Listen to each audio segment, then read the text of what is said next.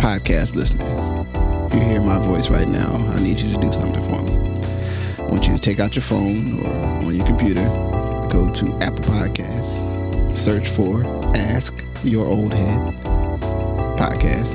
You'll see my logo, my little picture, my little image there. Find the show, please rate and write a review. It's a small thing, but it helps others find this work and find what I'm doing here. And it really, really matters, as small as that may seem. So if you could please do that before we get into the show, I would much appreciate it. Thank you for listening. Let's get into it. Peace. Peace. I'm Majestic. My brother, Justice Rajee. Hey, so it's been a couple weeks and a lot has happened.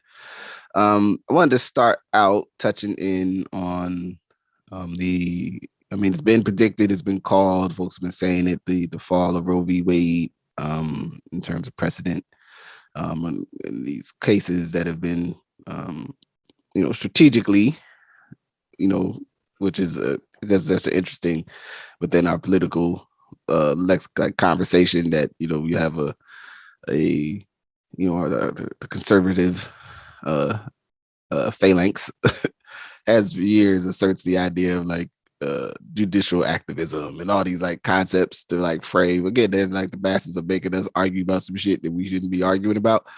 But while intentionally trying to play, we've talked about it at length, placing judges, having sort of a litmus test for who they want to move to the higher levels of appointments, and these structures to get folks in place that when they file these lawsuits to eventually chip away and see if they can get something to overturn Roe v. Wade, which I should add at this point. Also, folks should know at least, and if there's someone who listens to this and says I'm wrong on this point, that drive is primarily about motivating and energizing a particular political base, not necessarily probably a staunch in any way. I think one could quantify a staunch actual belief in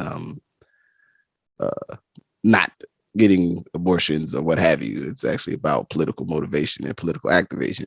I'm sure some folks have a strong, either for whatever reasons, whether they be religious based, and a large part of even the conversation we have about the point and facts within Roe v. Wade are grounded in folks' sort of religious, spiritual, philosophical beliefs around when life starts, when life doesn't start, and all these things. And I don't, that's not the piece that I'm not here to debate or discuss that necessarily, but I'm just trying to frame that.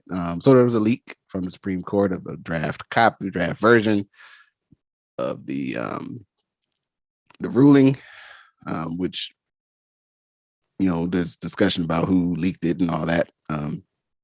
And, I've read two different things that say it was leaked by someone probably more conservative with the intent of making it hard for the justices to back away if in subsequent deliberations it was, they got somewhere else where it was like, nah, this is not, I can't back this. But, maybe some of the conservative justices that are expected, that everyone who has eyes, ears, feelings anyway to in tune with the information that's been going on with the Supreme Court appointments for the last 10 years knows this was the thing. This was the prize that was at stake, so to speak, was the capacity to overturn, this piece of this precedent that has been in place for almost 50 years, if not 50 years. I think we have 50 years, right? We're close to 50 years. 72, 73. Yeah. 50 years, yep. It's 50 and yeah. So and I thought it was important that we touch base on this because I think there's a sentiment with this conversation that men don't play a role in this conversation on Roe v. Wade. Also, I think it's important from a strategy and kind of what's at stake in the way folks organize, advocate, and in the places where folks organize, advocate, and show up. The ramifications of our electoral choices, the ramifications of what stuff folks decide to fight for and not fight for at different terms. I mean, we you could look So I'm not going to spill the beans on every one of those touch points, but so that's kind of where I wanted to come in, just to have some conversation about it, because it's um, within it, there is the idea that, especially due to sort of how ineffectual at just really governing a lot of other, basically making so many things almost too controversial to talk about or plan about or make or pass laws in our Congress, which should be the most powerful part of our, government, right? Not the executive branch or everything that we debate about. Congress could draft good bills and say, here, yeah, this is the rule we want. All right, here we go. There's the rule. And all this, like, how would the Supreme Court rule on it stuff would be moot. But because we don't, or we haven't, and even for most of the last 50 years, and definitely since I've become, I think both of us have been at voting age, because I do recall in the 90s, like some discussion about Congress, taking the next step with Roe v. Wade and actually passing a bill that, sets abortion rights, right? Not depending on the Supreme Court ruling to overrule, state level law. Okay, so I said a lot of stuff. So that was a hell of a level set, Just. Yeah, I was out here trying to think of all the different little touch points that, from a process perspective. So said that to say, yeah, what were some of your thoughts and reflections around this moment happening in our country right now? Yeah, I mean, I think a couple of things. Again, we've talked about it before. Whatever your political persuasion, it is clear that a certain group of voters and people waited 40 years to get one thing to happen. Mm-hmm. And yet to think about what that means as far as American society. 40 years, multiple judges, what has to be hundreds of millions of dollars spent for one vote to be overturned as part of a broader strategy. I bring that up because for people who fashion themselves progressives and fashion themselves to be, fighting for things that are important to, humanity, it kind of brings up how much time, effort, energy, and money have you spent to get a thing done, right? Mm-hmm. And it's just saying, what is the thing you think is important? As this is not a touchstone on reproductive rights. Like, I'm not making that judgment. I'm talking more about the fact of, like, for those who would like to use the, like, political and judicial and legislative landscape to do things, all of those things, the question is what's important to you, and then what kind of effort do you put towards it to accomplish it, and how comprehensive is that strategy. To your point, I definitely think that the memo was leaked by Alito or somebody of his kin, in order to force Roberts not to equivocate as he has been on other things that are important to conservatives, right? Mm-hmm. Mm-hmm. Because they have a 6-3, but, like, Roberts, Chief Justice Roberts also often kind of bewitches them a little bit, right? Yeah. Oddly enough, actually kind of goes like my assessment as supposed to be an impartial arbiter of these things, a judge, like, goes like, I don't know, guys. We're kind of tripping on that one. Maybe not so strong. You know what I mean? Like, he kind of pulls back. He might even agree with them. Right. But maybe it's the legal argument, right? Like, clearly he's a conservative Chief Justice, but, like, absolutely, maybe the way you went about it shouldn't be seen like that, right? And again, for your take on judges, you would want someone to weigh their vantage point, to the side, like, what's the precedent here, or precedent being set, right? And so that's my point. And then the resulting kind of political way that it can possibly shape the midterms. Maybe. I think people have short memories. So I don't know if it'll shape it in the way that maybe I would have thought it would last week, frankly.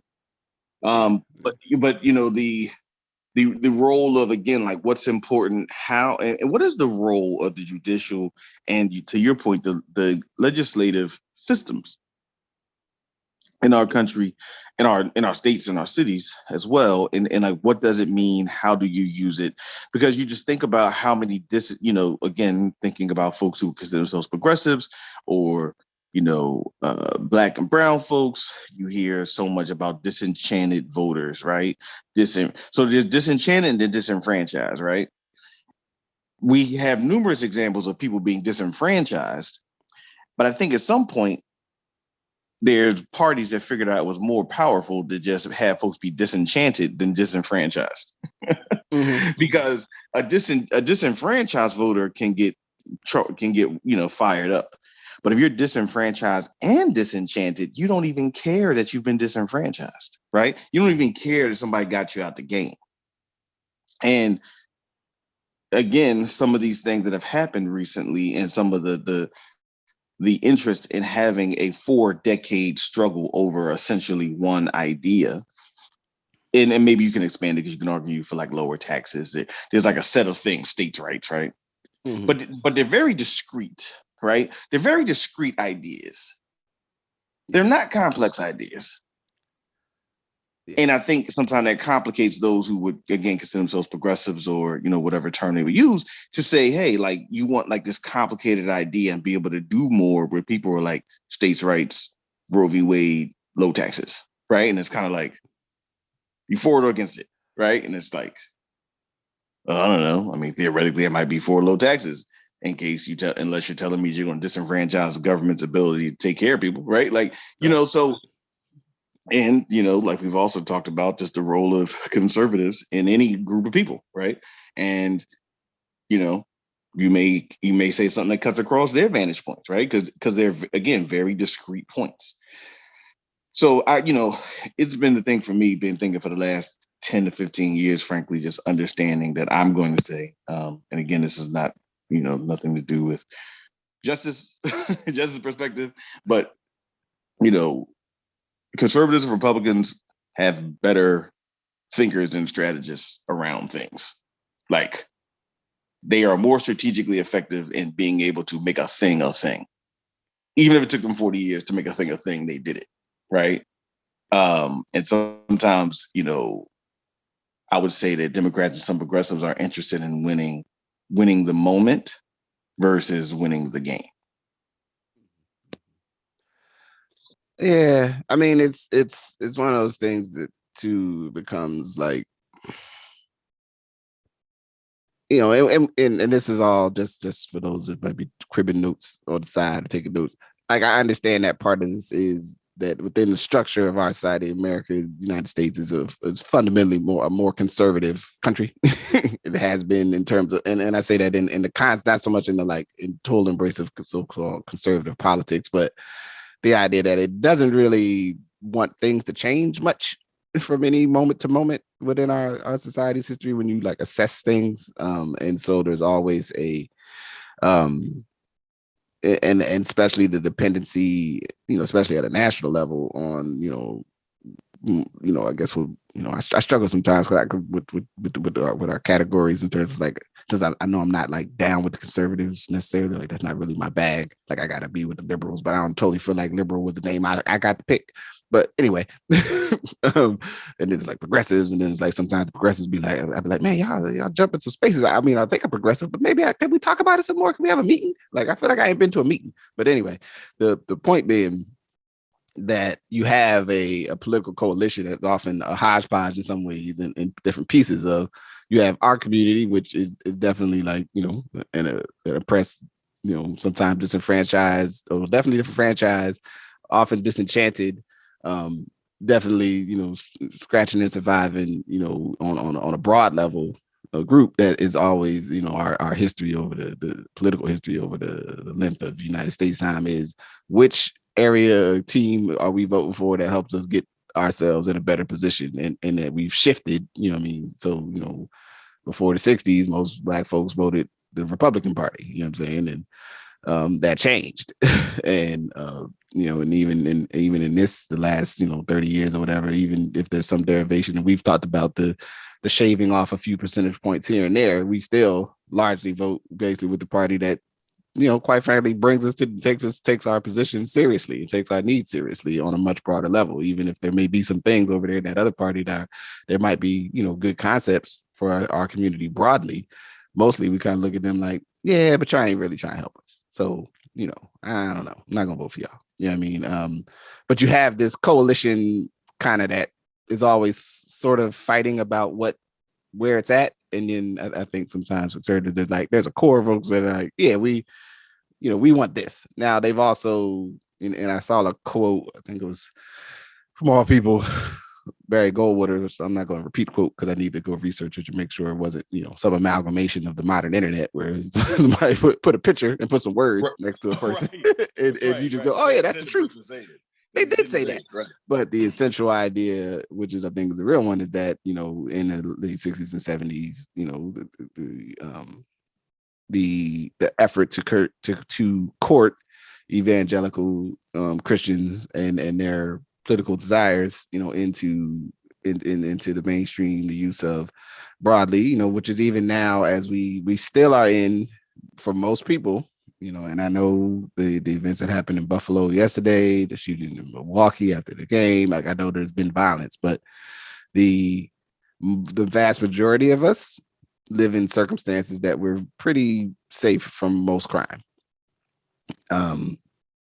Like just brass, check the numbers, and then also right. No, that's also really assess the last time you had to engage with the police around your safety. Because that's the thing I always go like, when's the last time that you had to have cops come to your house? I just had somebody stole my catalytic converter from in front of the house in a cul-de-sac in March, but that was the first time. It's first time in a long time. Like, and if they came all the way up there to the catalytic converter, Jack, they were serious. Because your house ain't no stone's throw from downtown Portland, Jack. So they must have followed you home. They knew you had a catalytic converter they wanted.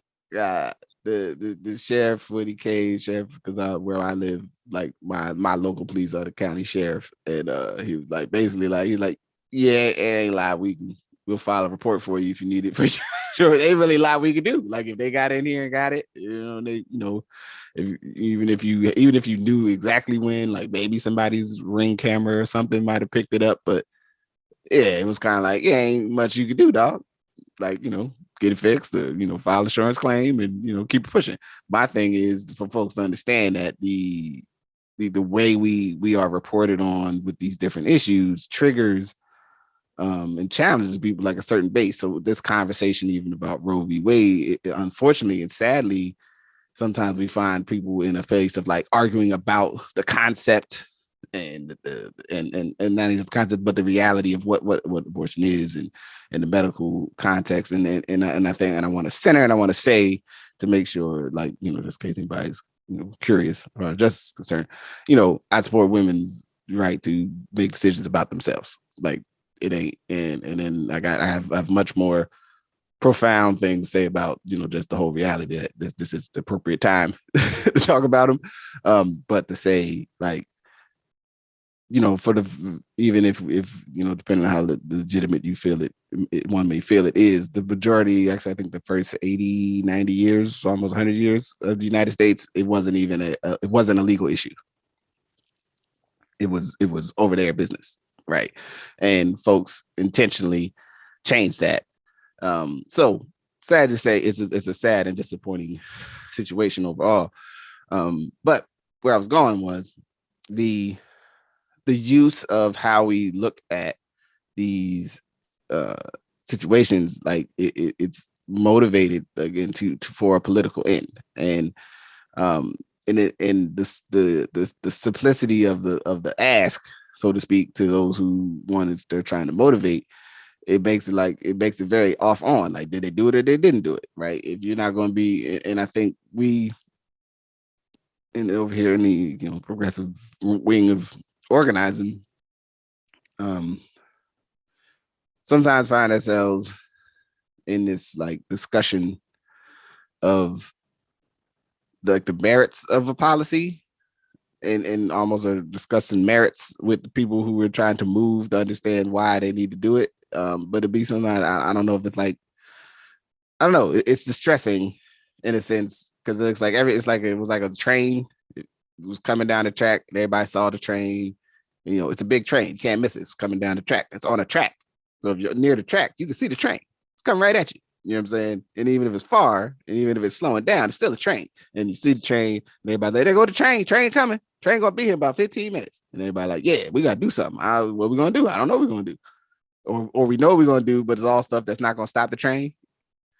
And so for this to be, you know, if you go on the various social medias and people told y'all, and then we warned this was coming, and still, you know, you had the Senate trying to, you know, or the House passed a bill and the Senate had this other bill this week that had no chance of actually passing. Right. But why wasn't that just on the agenda 15 years ago? Right. Like there was no need. Like this could have been done, you know, a long time ago, and folks chose not to. I think it's to your point. It's like it is the political structure of our time, and I think you can see it going on across the world, right? I mean, France just had their election where there was a debate of was Le Pen going to beat Macron, right? Like Macron, like what we see in America, and I think it's important for global sense of this. Like the same things are happening everywhere in the world, where like autocratic, really extreme movements are gaining more of an influence due to globalization as well as local economic conditions. And I'm saying that broadly, but that's the reason, right? Whether you're talking about Trump saying make America great again, whether you're talking about the heinous murder of them folks in that supermarket yesterday, based on someone that believes in this great theory of, you know, white people being taken out of America, right? Like these are the same things that are happening in other countries across the world. And I think one of our challenges is we think what's happening to us is unique, right? It's the other side of the American exceptionalism, right? And so when you think it's unique, you think that what's happening is different and that it'll eventually change versus no, this is a global shift. And it's producing a global reality, right? And so in that sense, people who have figured out ask for and talk about discrete stuff versus complicated stuff that sometimes could be right, sometimes could be wrong, this in case of this, in case of this. And the human mind doesn't function like that, right? I mean, you know, Frank Lutz, the political scientist, really talked about like the human brain. People vote for very specific things, and what you're driven by, it's only a small group of people who are driven by the logic that a lot of quote unquote progressives or liberals would think people go to the ballot box and think and make decisions. Right? The vast majority of people vote way differently. I mean, everyone always is like this weird, well, how did Obama win, you know, these white states? Because they saw Barack Obama and his wife and it looked like them. It's actually not that complicated. Yeah. Yep. They had a family with 2 kids and he had his shirt rolled up and it looked like them. In the cosmopolitan places all over the country where people would not normally vote Democrat, they looked and saw 2 Harvard educated and Princeton educated folks with 2 kids. Right. And he didn't have a sharp hairline. So listen. His face was so she looked good and he didn't. Now his hairline is much sharper. Right. His hairline wasn't slightly the subconscious dissuade if his line was too sharp. They'd be like, man, how's his line that sharp?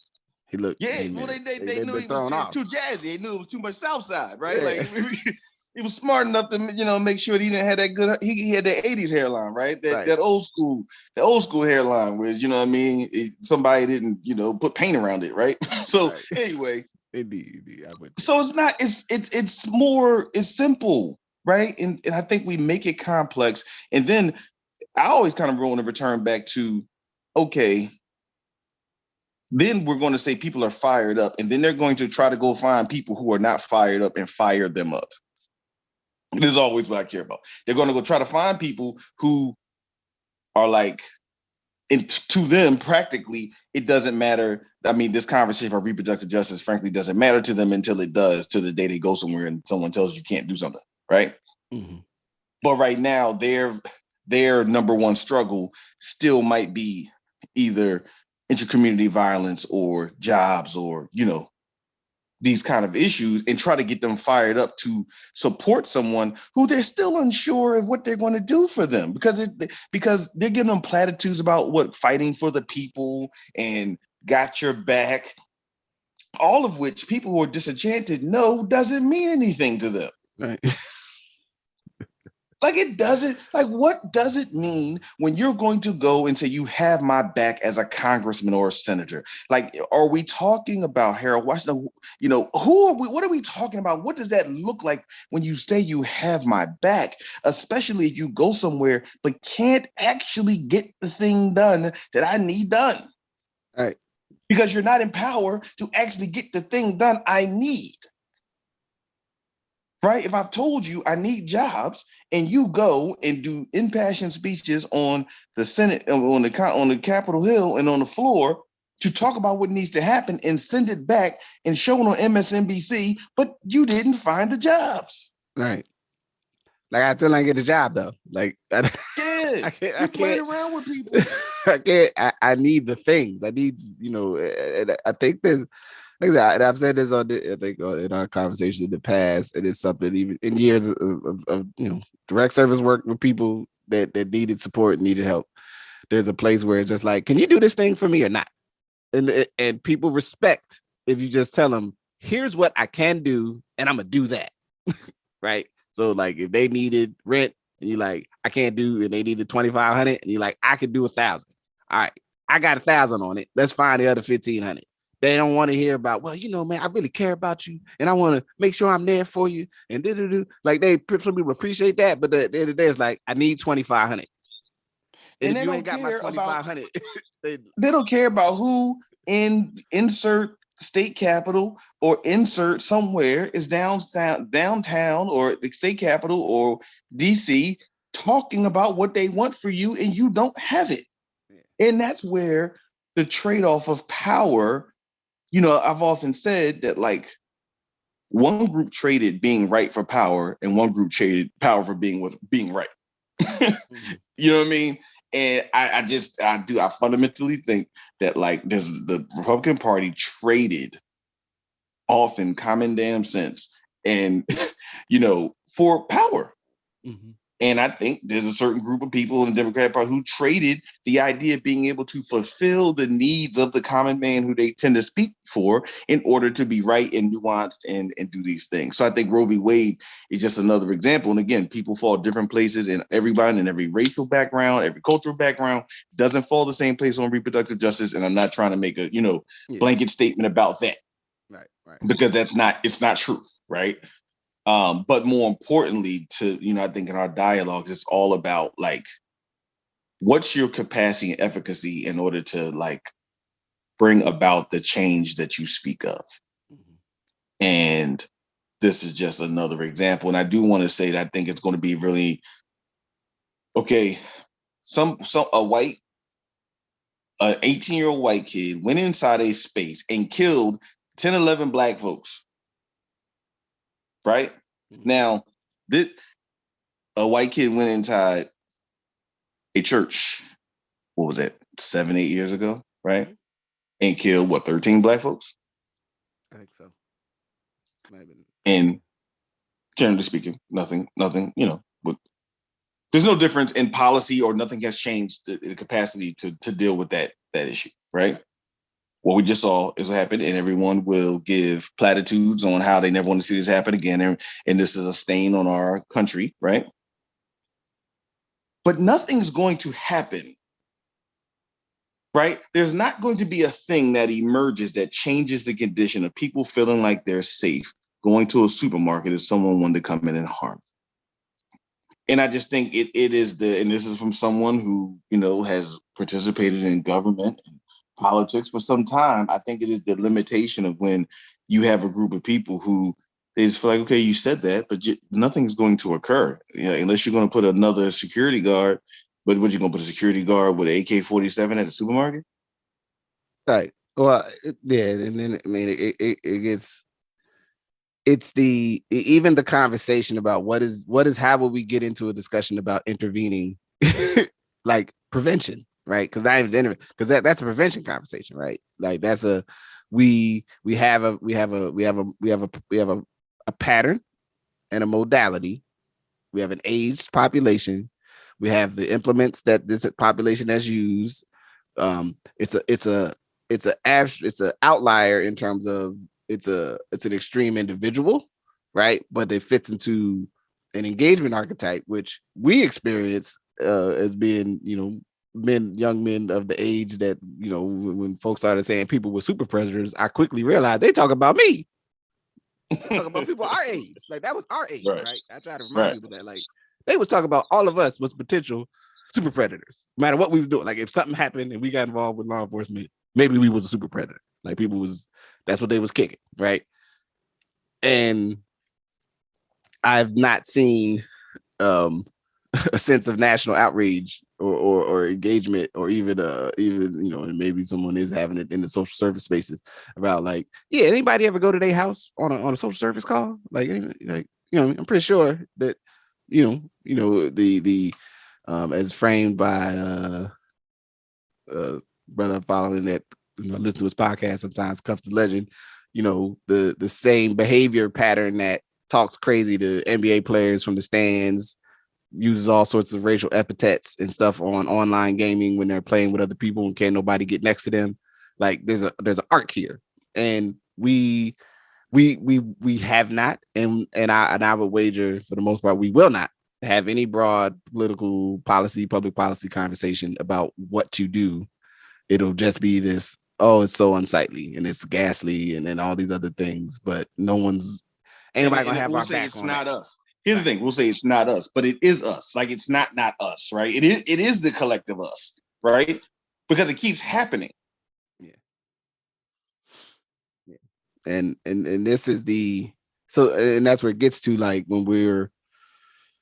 what I would like to see is folks, what is the conversation that we need to have? How are we engaged? Where are we meeting and pushing on these things and saying, like, because it's not just like I said, on the conversation of Roe v. Wade, it's not just oh, we can't though. It's let's figure out how to, hope the court doesn't overrule it. But it's like, what's the policy conversation? What's the policy concept? And then how do we generate the broad public conversation about making sure folks understand what the concept is and why it needs to be passed, right? When we did, then we shift to this situation, with heavily armored, because when the dude had armor on, and one of the reports is that the security guard had a weapon and tried to shoot him, and he was ineffective because he had body armor, right? And then, I'm looking at people's comments, like, oh, we got to ban this ban. I'm like, well, yeah, you can ban all that stuff, but what if he still had the body armor? Like, I think we're missing a bigger conversation about that. There's an active concept has had, at least, said you cited the individual in South Carolina. This one there's been multiple people who look at Tree of Life. I mean, here in Pittsburgh, 4 years ago, right? Like same archetype, older man, same archetype, right? Military walks into a place to harm places of religion and places of business, right? There was a young fellow that was killed in Louisville about 4 years ago in the same way, older man who walks to the supermarket. Like these things are predictable, right? And then when they're predictable, you would assume, okay, well, what do we do to move to us to do this? And then one thing I also want to say about this is like, okay, now, and it's not a one-to-one comparison, but I want to bring it up. When the FBI went after the fellows who they said wanted to kidnap the governor of Michigan, that case fell apart. And the case fell apart because there were folks inside there who had tried to like entrap, the folks who did the stuff. It wasn't a debate of were they interested, but they were entrapped, right? Mm-hmm. So we know the people are, we know how to find them. We know the kind of stuff around them. The question will be, what do we do about it? And are we moved to think about the fact that, like, people in a community went shopping and were literally terrorized for nothing else but their race, right? Mhm. Or will we treat that as very normal because it has become so normalized? Mhm. Mhm. It's become so normalized in America, whether it's race or okay, all right. Well, there was the LA synagogue shooting that happened. Then there was a Tree of Life shooting. There was Charleston, and there's this. This is a normal part of what we have come to accept and expect. Mhm. And and with that then is I'll just say this. The one of the preeminent concepts that we even use in our programmatic work coming out of working with Dr. Joy Grew was articulating to folks that whatever they're experiencing, especially if it's causing them harm and distress, whether that be physical, emotional, what have you, it doesn't have to be this way. Right. And establishing that doesn't have to be this way begins the conversation of how we gonna change it. And I think we really got to do a better job on a public level, on the broad level. Say, yo, we don't got to be like this. Like, because what happens is you get this layer again. Like I've seen the post already. Like, oh well, if there was more guns, if this person had that, if all the citizens, none of that would have deterred that man from going and take that action. He believed that shit. He thought that was what he had to do to be self-actualized as who he was. Well, if everyone, like we have an engagement around ideas, we have a spreading and seeding of a thought that then goes to its logical end and has real ramifications for people. And we do not have to have a society that just accepts that is that's a reasonable risk factor, is that you go shopping one day or go to enjoy a movie or go to your place of spiritual engagement or worship, and maybe someone comes in to harm you there. We shouldn't.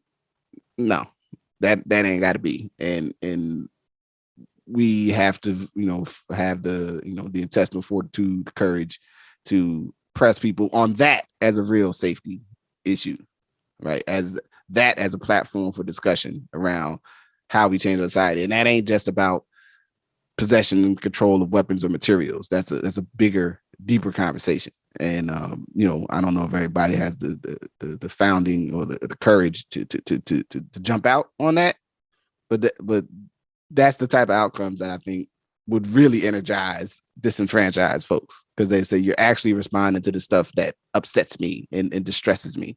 You're not giving me, a bunch of I'm totally going to help you and whatnot, and like, yo, we're so in it for you. You know what I mean? While there's other folks, will quite frankly smile and grin and go, yeah, we really care about you. And ultimately they're like, yeah, as long as I get the stuff I want, I'm happy. I'm not really that worried about you. Or hopefully what I want is stuff that you'll eventually think is good for you too. You know what I mean? Yeah, distressing, but where you're at, that's where you are. So, any other So thoughts yeah, on that? yeah, no, man, it's deep shit, man. But no, I think we can go on to something else that's equally depressing, but Distressing. that's kind Yeah, of where we are today. yeah, we gotta talk about it. So, and other things, and so I guess it was last weekend. We've mentioned Kevin Samuel's name, in some of our discussions of other topics, and apparently, respects his family and those who may have loved him and known him. He passed away, it sounds like, due to a heart attack. Which is particularly telling. Just black man, 50s, seeming, someone who may, at least at some points in his life, had high stress jobs, but like it's a predictable outcome of the way a lot of black men die of heart disease. Still, I think one of our highest incidents, cause of death. And but the thing that was, and I am not, as I've said before in here in this space, I'm not here to do like a big discussion of like his values and not values in this, but the phenomenon, the way it happened, right?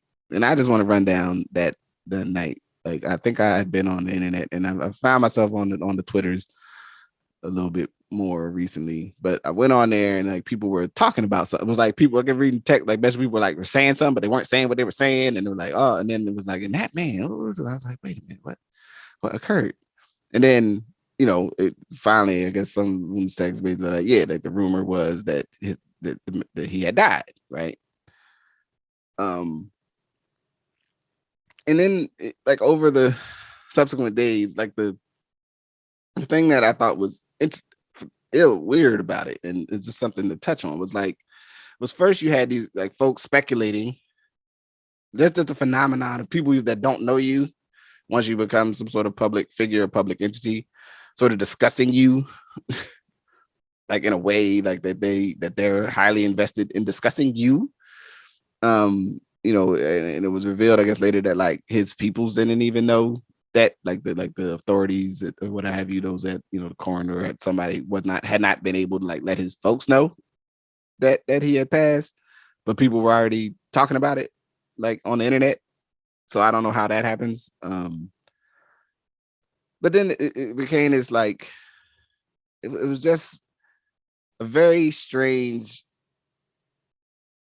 of like obviously some folks not very positive messages. It wasn't like oh man, recipes, love, respects to your family, like so like my condolences. It was like fuck that, beep beep beep, and he wasn't anyway. And I bet you he died penniless in this, like all and all some I'm going to do more of a bassy interpretation, like oh man, well, Kev Samuels was trying to hold the brothers down, and some less strident on any position, but it was all just strange, and to me is one of those like what are your real values moments as a person, right? And there's some things where it's better like what, I don't have to say anything,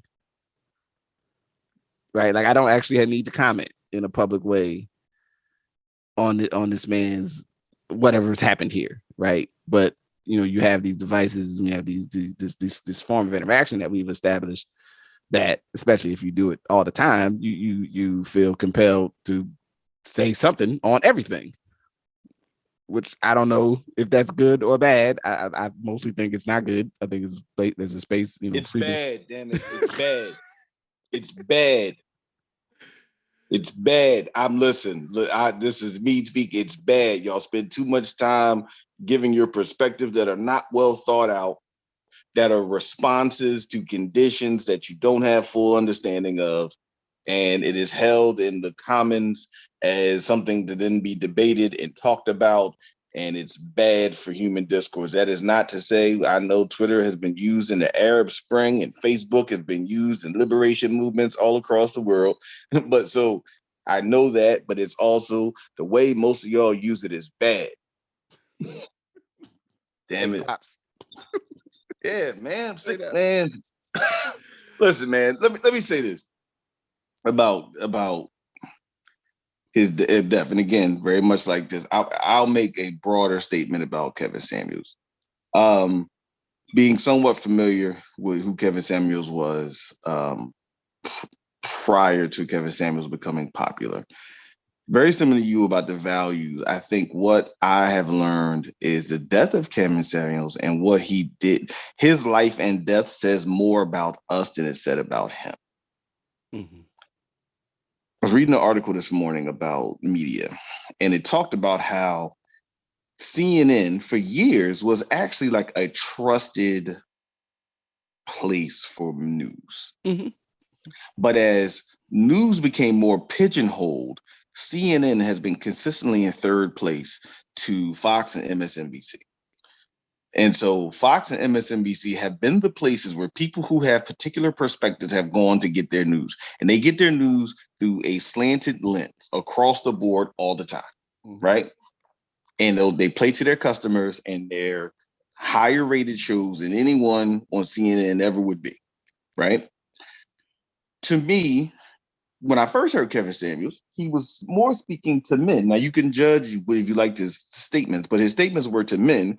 They weren't to women. They were about how if you wanted this kind of woman, you needed to be this kind of man. Mm-hmm. And somewhere in the mix, it went from him talking to men about how you show up to have a plan in order to get you a quote unquote high value woman. It went to him talking to women about how to get a high value man. It became like a shock jock. And everybody in their respective corners fed into it as a thing. So men who felt like all the other people who were talking to women were always talking to women in ways that were not supportive of men flocked to Kevin Samuels. Women who felt like there were the messages that were more life enhancing to women felt like he was like, the devil incarnate, right? Very much like these two different places people receive news to reinforce the idea that they currently want to hear. Mm-hmm. And so I think, whether people saying rest in piss or rest, like, you know what I mean? Right. Like, or people, putting, angel wings on his back and talk about a real one just returned, right? Like Right. Whatever your angle on this, it more reflects how there aren't many places to have a dialogue that is not kind of turning the algorithm up on a thing that as it's pro something is probably anti something else. And I think it's unfortunate that, if he made the decision to do that because that's where the attention was, that's where the money was, that's where the thing was, I think that's unfortunate. And I've said that in the past. Like, I think that's unfortunate that he took something that I think one could argue men could have thought about and turned it into like wrestling, right? Mm-hmm. Right. But like how people who have responded to his death says so much more about where we are, how we receive information, how we respond to those that give us information, or not even information, frankly, give us ideas. Content, yes. Content, right. As they call the it gold, these days. the golden goose of content, which Content. doesn't mean it has anything true about it or anything. It's just content. It's what's in the bottle. You know what I'm saying? It's in the bottle. It's in the package. It's what's inside that foil wrapper when you open up. It's the content, and it's the stressing part to this. So it's even as someone who's recording a podcast and's been recording a podcast and has been in a I guess now I would say at least 12-month deliberation on which way to go with how I'm gonna run this next, or to reinvigorate, or to really get this to develop. And I'm gonna take us back in time. We used to make music, and at the time when we were making music, for me as a person, and still is, when I think of doing something creative that I'm going to share with people and or ask people to return, money to me for partaking of it, I feel like it should be a certain thing that means something specifically to me and is reflective of who I am and my values, and that matters to me. It's not just content, right? It has to have a perspective. I have to understand why it is. But like I did a scan, and I've been doing an intentional scan of like podcasts and black podcasts run by Black folks and other media entities, and where all these different things fit, and been trying to like intentionally make time to listen to like stuff I have not listened to, and the landing play. The one thing that's become very clear is all these different media apparatuses created this world where you can be super duper niche, but also you can be super duper like, wow, that's some wild stuff. That was an interesting perspective. That seemed a little rough, right? And feel strident in that, like, like even if this isn't totally how I feel, almost sort of like referencing back to Judge Roberts, like I'm not totally like, y'all know I'm like real conservative, y'all know how I get down, but maybe the angle we're going on this, maybe not the best angle, or the mechanism, right? Like that you still have there's some sense of rule, or like rules or guidelines, like how you should engage.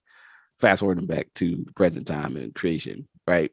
You had and it bore out, because like I said, I did a little dive when the man kind of became this other entity. Like, oh, he had all these other videos like talking about cologne and like kind of like positive motivational kind of stuff. Again, not necessarily that you believed it, but within that kind of manosphere conversation about like, which is, there's a real thing of like folk like intentional kind of motivate like how to be as a man conversation, which I think is not a bad thing. Like I think there should be conversation about that. Obviously I run a podcast exploring that started with the Right, intent of right. discussing like, how to, not my own experience as becoming a man, but also what, what does this stuff mean? But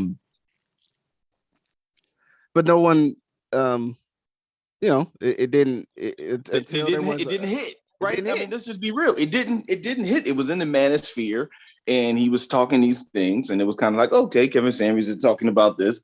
Then he struck upon something. He struck upon it.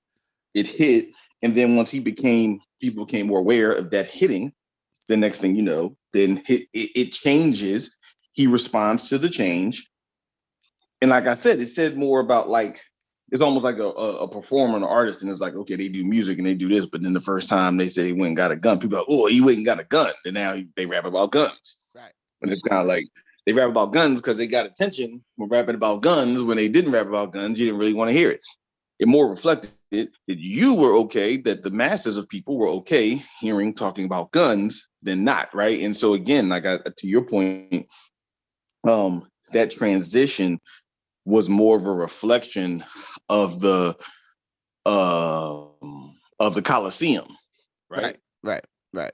And I and could. what the Oh no, what I was saying too is I think where I was going with the music reference was there's a place where we could be the piece of who we thought we were, and or not just thought we were who we were, making music about how we saw the world, or we could have said, well, what's really popping right now if we come out as like, yeah, we like we like get money and we do this, we do the street stuff, like we could do the street thing, we could have leaned into a presentation of ourselves as some sort of specific position within what would have been a marketable archetype at the time in the late 90s as local toughs, or we do, or like super duper, not just like progressive conscious rap, but like super revolutionary double down, man. Look at our bandanas and our we whatever, I don't know, something that looks real super duper militant. Like we could have been right, super militant, not just like yeah, man, like almost like if people didn't know you, they didn't know that. And like at your house, if somebody said, "What time is it?" The answer was always nation time. But right, like, but like people that knew you knew that. But like now, you make sure everybody know that all the time. Like that's how like you can't see me any other way, right? So the pressure in human societies to fit into archetypes that are attached to power and excitement, and particularly in our moment where being the contentious entity is what gets people to pay attention, and that we continually fall for it, right? And like people were saying, like y'all wasn't he was saying that y'all wasn't listening to that when it was over there talking about pragmatic housing policy, but as soon as you start talking about what we really need to do is just put all them people in the ocean if they don't have this like what I mean, like you wasn't paying attention then, right? But as soon as they jumped out, we should tear down all houses that are bigger than this size and build this other thing. Like then you'd be like, yeah, like, or no, right? Like you be on one side or the other of it. And it's not healthy for our society. Like because at least the Rajeeism, all this is like actually most stuff, if we actually all sat in a meeting of the people that wanted to get something done, would actually land on what's the best decision based on like, facts and reason and logical access to resources and a reasonable plan of how to support that entity or thing to be effective.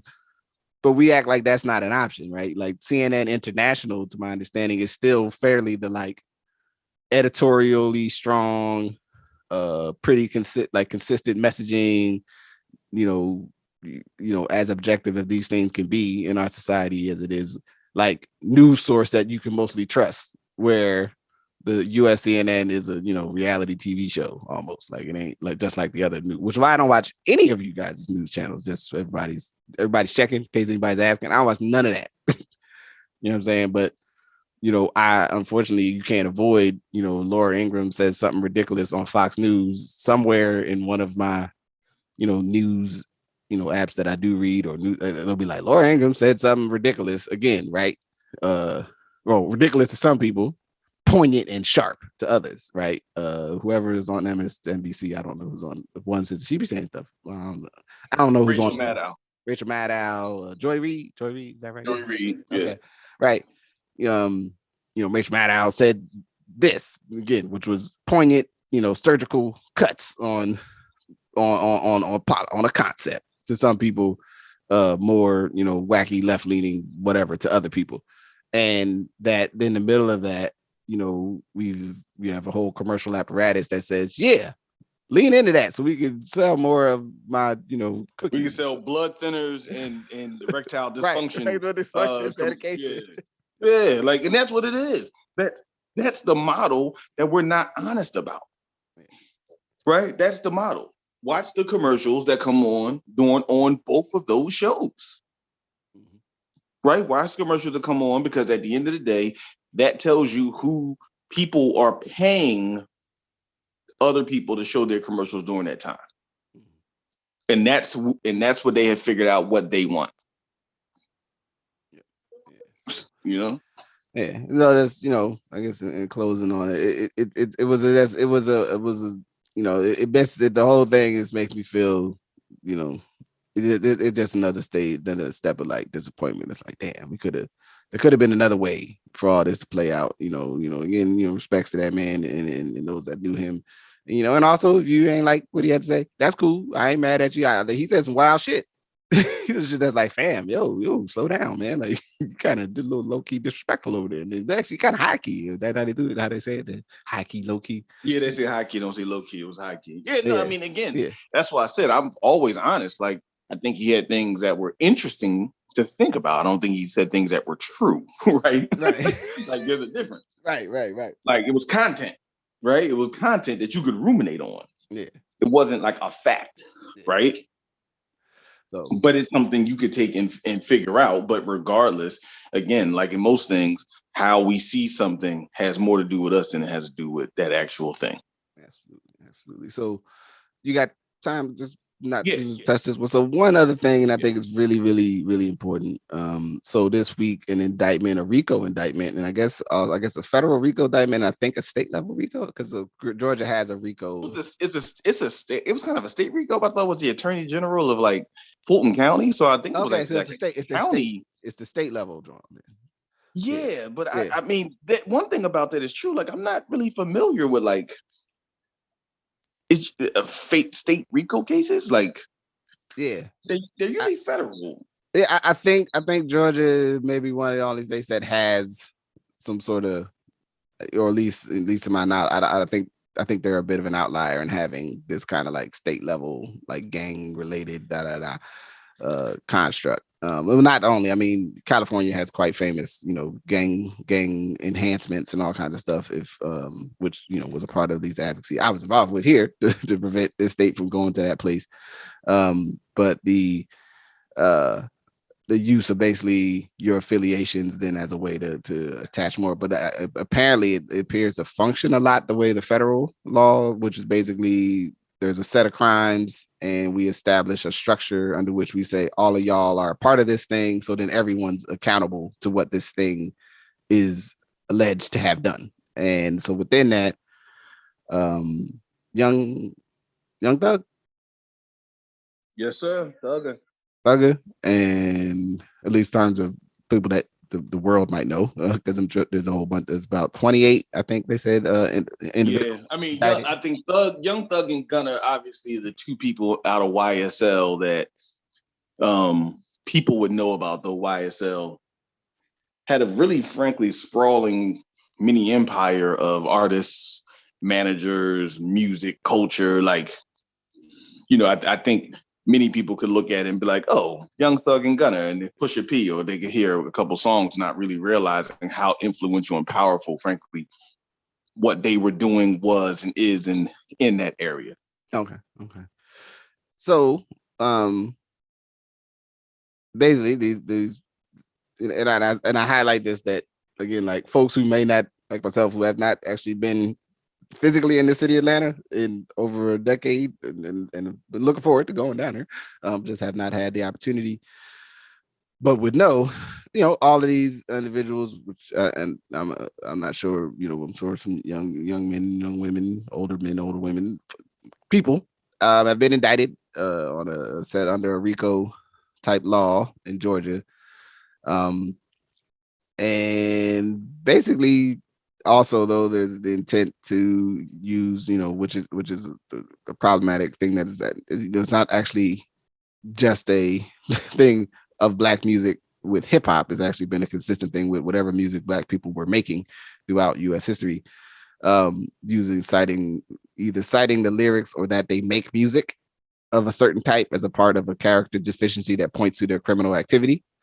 In this case, I'm sure that the legal folks involved are going to try to more poignantly point to lyrics themselves as evidence, but it's actually the same behavior from 100 years ago. Where if, you were a blues artist, you were also considered to be somewhat of a disreputable person, in the broader American side. Jazz was reefer madness, absolutely. Absolutely, I'm saying. So let's not lose the thread. But yeah, they basically pulled all these folks in and indicted them. And those that may not have actually been involved personally in any of these crimes, particularly I think it's 2 murder cases or 3 murder cases. Yeah, and I don't know the other ones. I just seen that it's a wild situation, and unfortunate situation, and it begs the question, like, I've listened to a couple conversations about it, like, there's always been a tension, especially the last 20 years within hip hop, of like this attachment to the street life, depending on what your music content is primarily about, engagement with the street life and the gray the gray economy, which I mean is all of the economy that is encircled, that we don't talk about in the modern media. We don't talk about the weapons distribution, drugs, sex trade, illicit sex trade. All of this is a gray economy, stolen goods movement. Scamming. There's a whole economy. Counterfeit on eBay, right? Like, which is all part of the gray economy. But I think sometimes we don't discuss it because there's a lot more people who are involved in the gray economy from a certain angle, right? Right. Like some of what people would call reputable business people engage in the gray economy. Yeah. Every day, because it's become more normalized than, Yeah. And so, I mean, we we have the living memory of the first big federal RICO application of RICO to what one would call quote unquote criminal street gangs, in the late 90s, where not just in many cities, basically they built these big cases and took 50, 60 individuals off the street at the same time, using the leverage of the circumstance either to compel some people to talk about other people. I think this is a very intentional strategy, even going back to the dude 6ix9ine, whose music I don't dig at all, but basically leveraging the person that has the most to lose to hope that they will say or do something that will implicate the other people. Absolutely. Which I think is the strategy, right? Is you go, oh well, young, he got something to lose. If they got something to lose, where some of these other people, I mean, I'm sure everybody got something to lose. Nobody wants to go be put away somewhere that they right. It's called years of their lives. But yeah, I mean, but true. Some of them have more money and more things that will go away theoretically if they spend multiple years in jail, a decade in jail. Yeah. So yeah, I mean, so again, I think one thing you brought up is a very salient point, that there's a space where the streets and hip hop have become this like intertwined thing. What's that when Spider-Man, when he got the joint on him, the Spawn, what's the like Venom? Oh yeah, Venom, the symbiote. So it's almost like a Venom kind of conversation with hip hop in the streets right now, right? Where it's like we have asserted that they're so intertwined, and that is a relatively new narrative for full acceptance. Meaning, yes, the streets were always involved in hip hop music in some way, but it was usually in the back. Right. There was a manager or someone was aligned with something. Harry O out in Death Row, some of the stuff that was going on in New York. So yes, the streets were always involved, but the streets were not always involved in the beginning by the actual person who was doing the thing, right? Mm-hmm. So now we have this Venom-like thing where you can't disconnect it. And I think it's harming would-be artists. It's kind of like this other, it really a continuation of Kevin Samuels' conversation. Like, what if you could do something else, but you know that the way you do something else is to report this activity or be a part of this activity that then will bring you fame. And then that's the message that's picked up, right? That's the message that Jay, even though Jay-Z has not been involved in anything criminal in some time, right? Probably over 20 years, right? At least, there still is the idea of the hustler who made it big, right? And then we have multiple forms of the hustler who made it big, which then reinforces the idea that unless you're doing a very niche kind of hip hop, you need to have come from this experience, and you gain more credibility by being deeper involved in the streets. And I think at some point it becomes so difficult to disentangle that you get this thing. Like, if one argues they've been investigated since 2014, right? You've been investigated for 8 years, but they threw the book at y'all because something happened 6 months ago, right? And you openly flaunt your affiliations, right? Because now in hip hop, there's this thing where at some juncture, it went from, yes, did you know that DJ Quick was a Blood? Yeah. Did you know that MC8 was this? Yeah. Did you know that certain rappers and performers from the East Coast of Chicago were involved with street organizations, right? Yes, you knew that. But now, like, people are openly, like, Snoop Dogg is an open Long Beach Crip, right? So now street affiliations are open. And so it reinforces, oh, well, we can just keep our street affiliations. But it's really like, this person can, but this person can't. Right? Like, Snoop can keep his, but you can't keep yours, Jack. Because if it's a case open, all y'all gonna have to start downplaying your affiliations. And so I think it's just a message that is really confusing to the entire infrastructure of this interplay between the streets of people who are really looking at music as a way maybe to change their lives, but still having to keep this look and perception in order to rake in these millions of dollars, which then now will be used to defend themselves. And the markets and the promoters and the record labels and the managers and all the infrastructure that's around it that benefits from it will just move on to the next artist that's good. Right. Like, they'll forget, like, if Thug goes away, it's like when C Murder went away.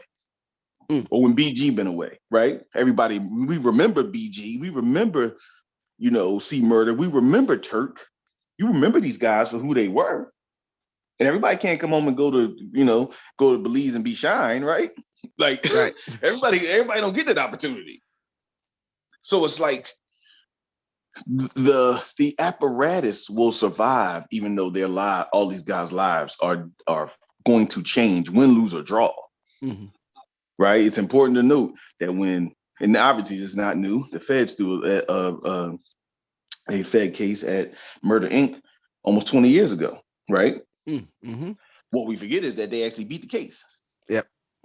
Right? Like, they actually beat the case. But we also know that Irv Gotti has never, like, Murder Inc. was never the same after So even if you beat a Fed case, which for those, depending on how, your relationship to this stuff is extremely difficult. Yeah. It damn near never happened. It doesn't usually. Yeah, it damn near never happens. Your life still was never the same, even if you beat the case. So, and I think the other part I wanted to talk about with this road is its connection to what is happening broadly, meaning, Atlanta, like many cities in America, has been going through a lot of challenges with crime, right? With things that are going on. And, read the articles. Part of it was that the attorney general for Fulton County was kind of like, enough's enough, right? Now, everyone talks about Atlanta being this place where it's Black excellence and all this stuff. But Black excellence is also a place where there's a whole bunch of crime. If you're in Atlanta, people tell you can't put nothing in your car. You got to be careful where your purse is, all this kind of stuff. So there's also a political component to this of This is one of the few times where this is a black attorney general of a city with a black mayor. You know what I mean? Like, Mm-hmm. but this is some of the broader political context and contours that is had. And so it's also important for us not to divorce the fact that this is happening. And there's a certain group of people, and not white, who are like relieved that a case is coming to pass, thinking that it's going to make Atlanta Safer. safer, Right. which, like we've already talked about, It's these not. things don't make these places safer. Unfortunately, like, let's just be real. Like, they don't make them safer.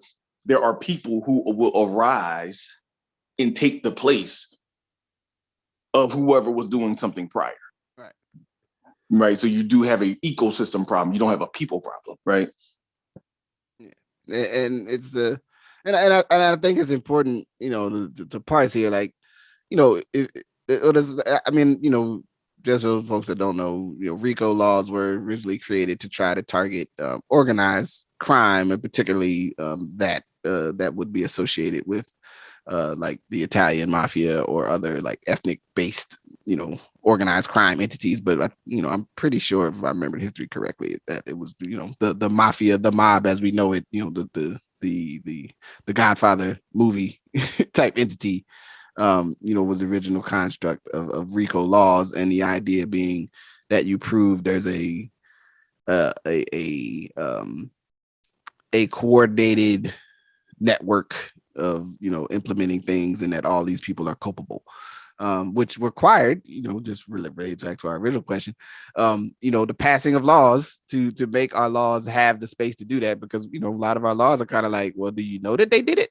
Did they do it already? Did it happen? It didn't happen. They were planning to do it. Like, you had to pass something to make something that didn't happen, but was going to happen because one was trying to make it happen illegal to be trying to make it happen, right? Conspiracy, and all that. Hope I hit all the right happens on that.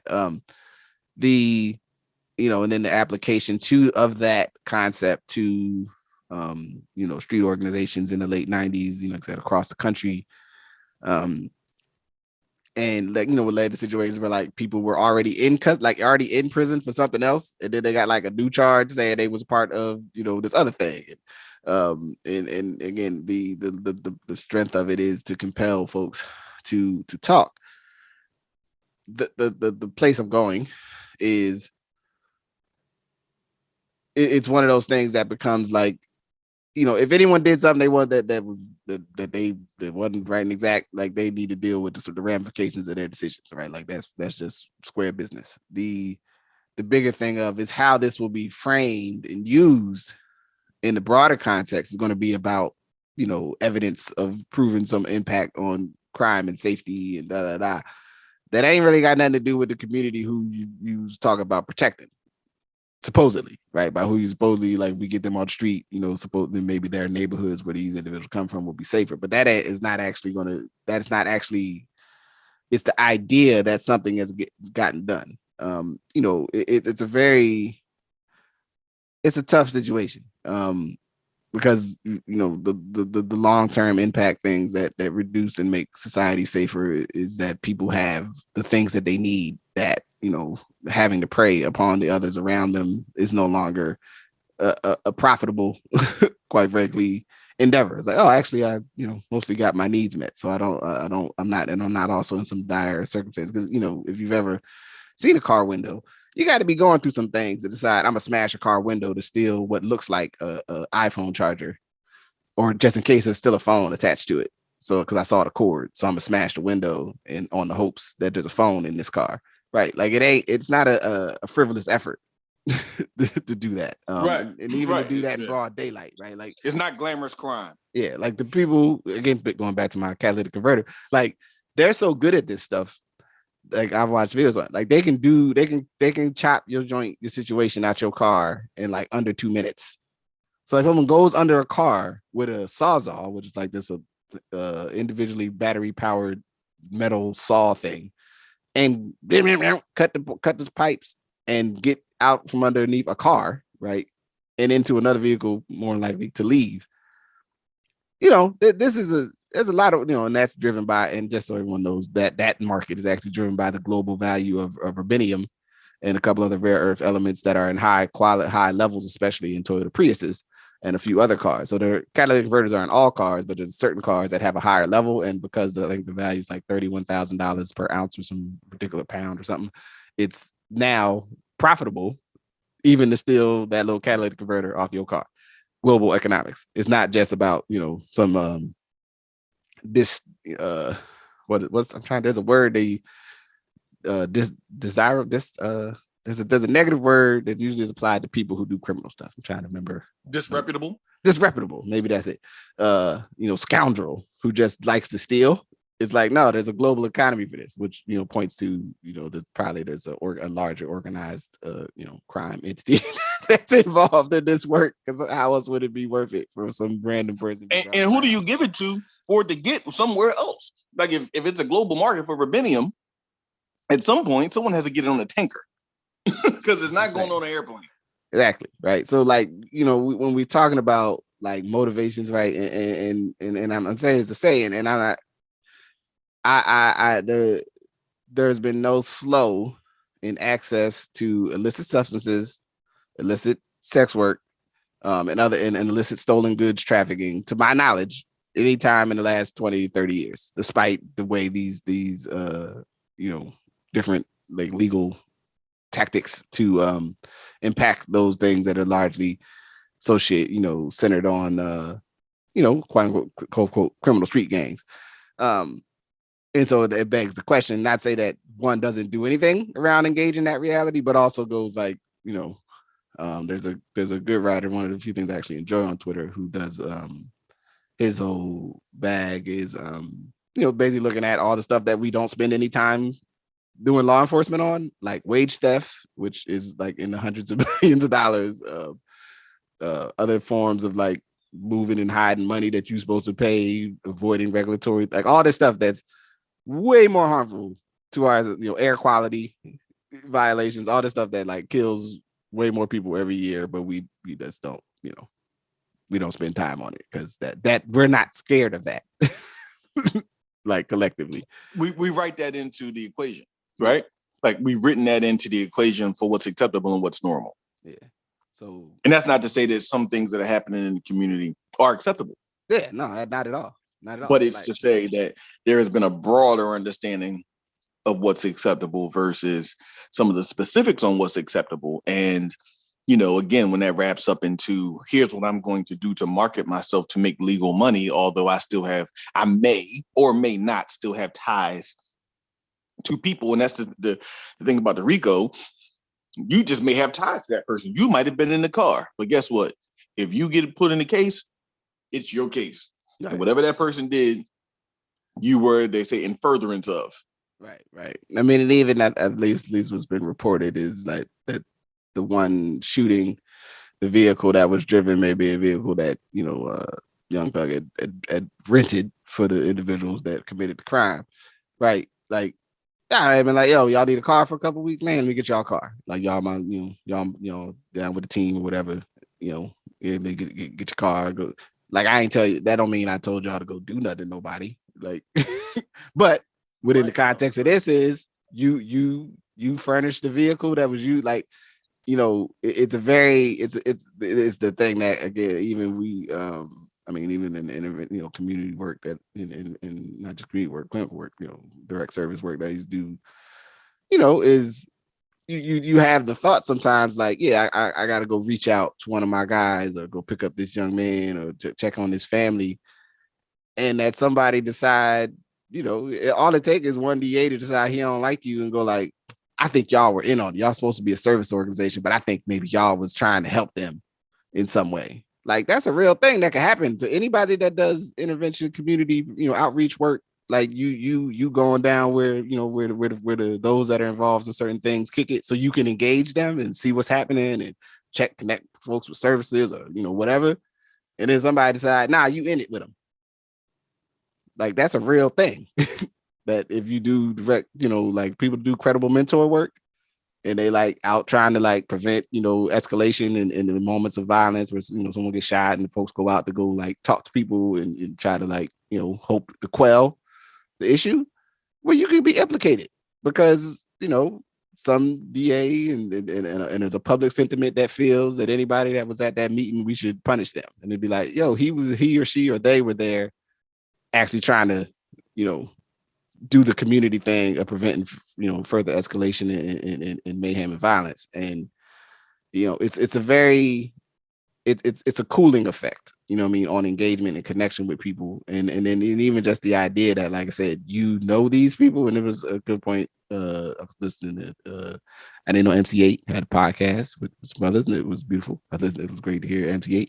And I want to say that I don't remember, I'll put the link somewhere because it was actually a pretty fun conversation. But it was just like, you know, some people, they know you know, and ain't no statutory limit on murder.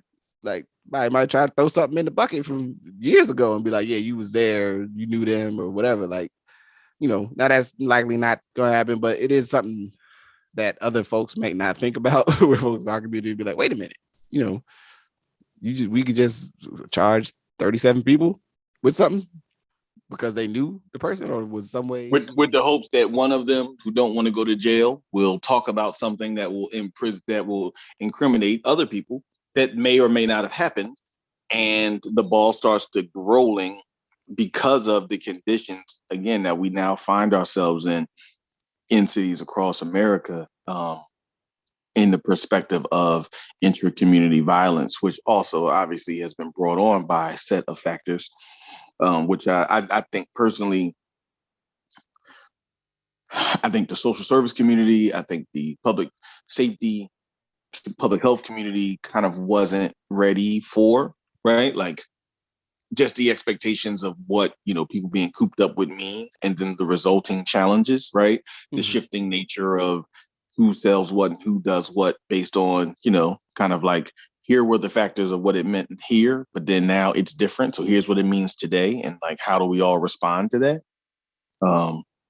You know, understandably, I think that's caused a challenge. You have young people, just like schools, you know, people kind of not so well hidden secrets.